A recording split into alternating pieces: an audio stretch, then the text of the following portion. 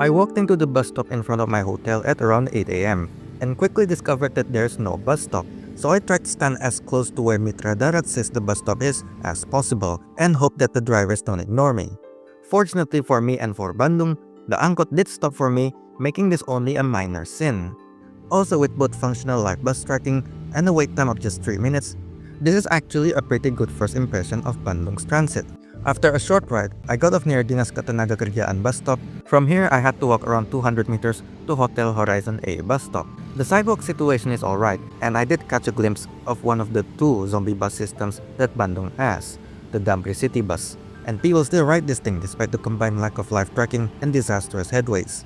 Anyway, after a 5-minute wait, my bus arrived, which will take me to Jatinangor. The bus is clean and the AC is cold. On the highway, we were cruising at around 80 to 90 kilometers per hour. This is another very good first impression. Even the best regional bus lines in Jakarta are plagued by 15 to 20 minute waits and are often capped at 50 kilometers per hour on the highway.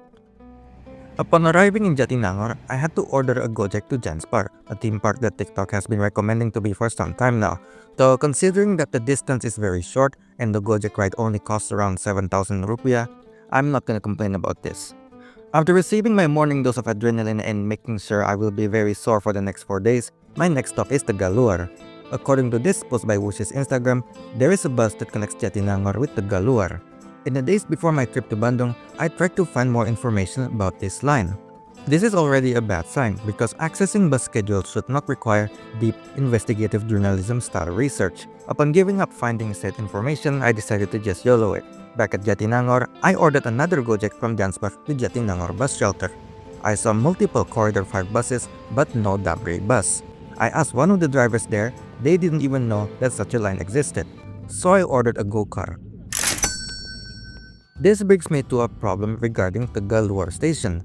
Huge missed opportunity here to directly connect this station with the highway. Important because this segment of the Padalarang toll road already has frequent bus service. An interchange must be built here so that Corridor 5 buses can stop by this station. Currently, people coming in from the east cannot use this highway to get here.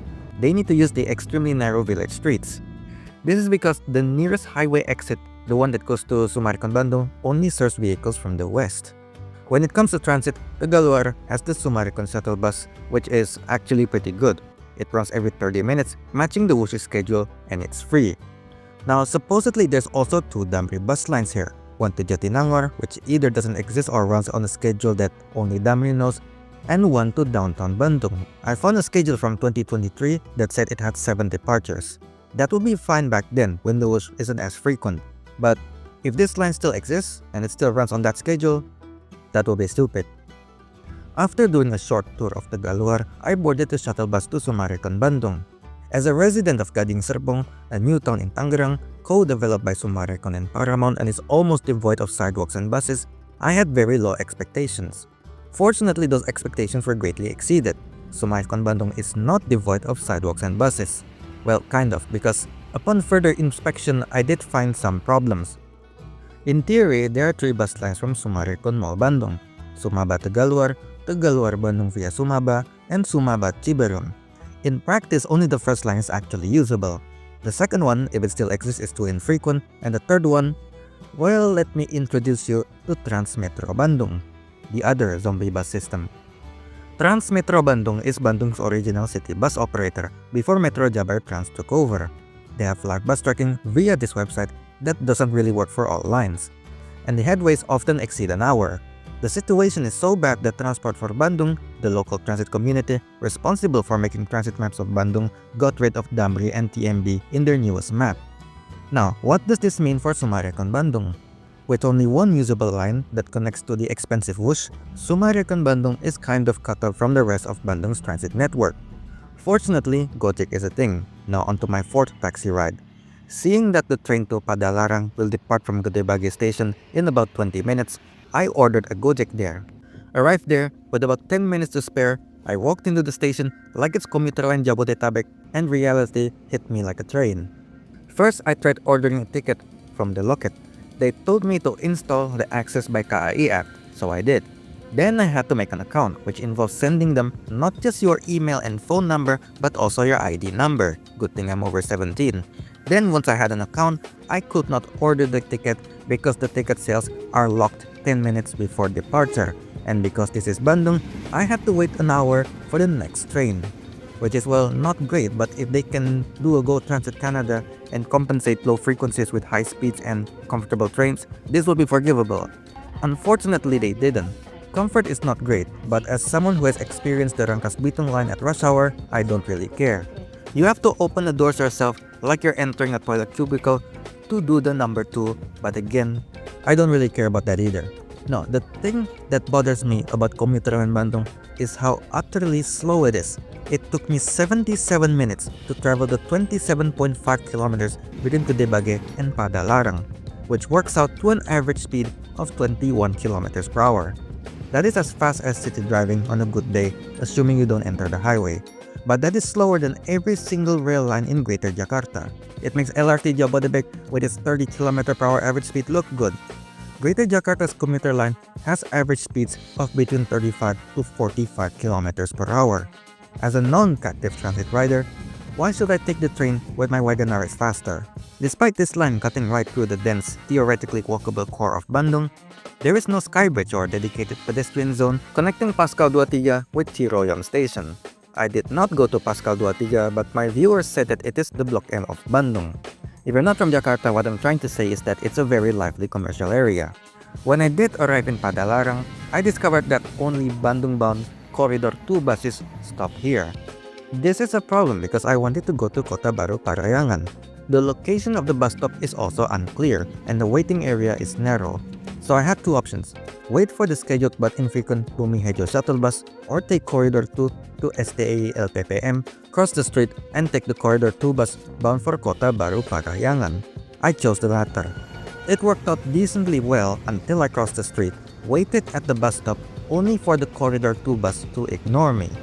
After consulting the Mitra Darat app, I found that this bus stop is not registered in Mitra Darat. So I walked a couple hundred meters to where Mitra Darat said the bus would stop. I see no bus stop, but there is this very shallow bus bay. Fortunately, the bus did not ignore me this time. Upon arriving in IKEA, I walked to Bumihejo.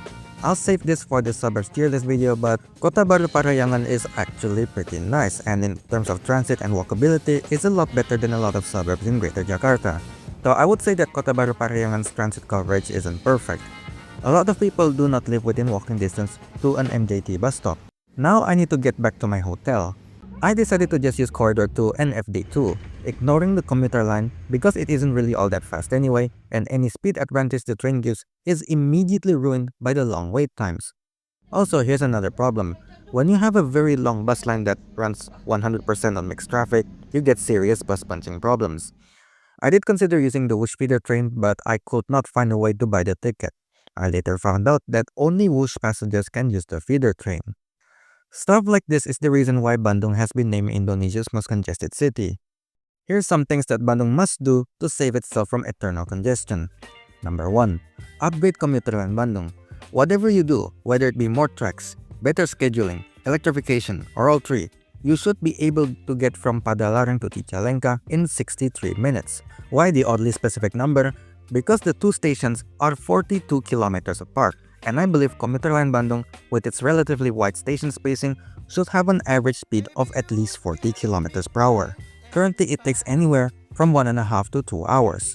Number 2. The entire section of track between Purwakarta and Garut must get the commuter line Jabodetabek treatment. In its fare gates where you can pay it via prepaid card, frequencies must be at least hourly, and within the core Padalarang-Cicalengka segment, it must be every 10 to 30 minutes. Number 3. There must be a dedicated pedestrian walkway or skybridge connecting Pascal 23 with Ciroyom and Bandung Station. Number 4. Non-Wush passengers should be able to ride Wush feeder trains, ideally by only paying a 5,000 rupiah ticket, but honestly for an express half-hourly service, I'm willing to pay up to 10,000 rupiah. Number 5. Existing Transmetro Bandung and DAMRI City and Wush feeder bus lines must be absorbed into Metro Jabar Trans. From there, lines should run at least every 15 minutes. Number 6. There needs to be an audit on every single bus stop in MJT's network. Bus stops must be added, bus stops that don't have service must be uprooted. Number 7. MJT must run a bus line connecting Padalarang with Kota Baru Parayangan, basically a shortened version of Line 2. This is so that Padalarang is served by buses headed to both Bandung and Kota Baru Parayangan. Because if you skip that part of the video, currently only Bandung-bound buses stop here. Number 8. As mentioned previously, a bidirectional highway interchange must be built to connect the Tegalluar Station with the highway. Once that is done, MJT Line 5 must stop here, acting as a frequent feeder service to and from Jatinangor. Number 9. MJT needs to keep expanding while maintaining service quality. Currently, multiple major trip generators such as Bandung Zoo, Miko Mall, Paris Banjava, Universitas Katolik Parayangan, and Universitas Pendidikan Indonesia don't have any form of higher order transit. Number 10. Lembang needs to get a proper bus system. Currently, Lembang has an angkot line connecting it with Bandung Station. This line needs to be absorbed into MJT and ideally use proper air-conditioned buses, though using minibuses is also fine.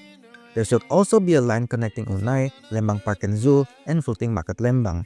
This line could also be extended further west all the way to Padalarang. Minibuses can absolutely be used if necessary, and all must have light bus tracking via Mitra Darat. How about Bandung's BRT, you ask? Well, I'll talk about it once it's operational. Bandung and West Java have a reputation for not delivering promises, so I don't want to give any false hopes.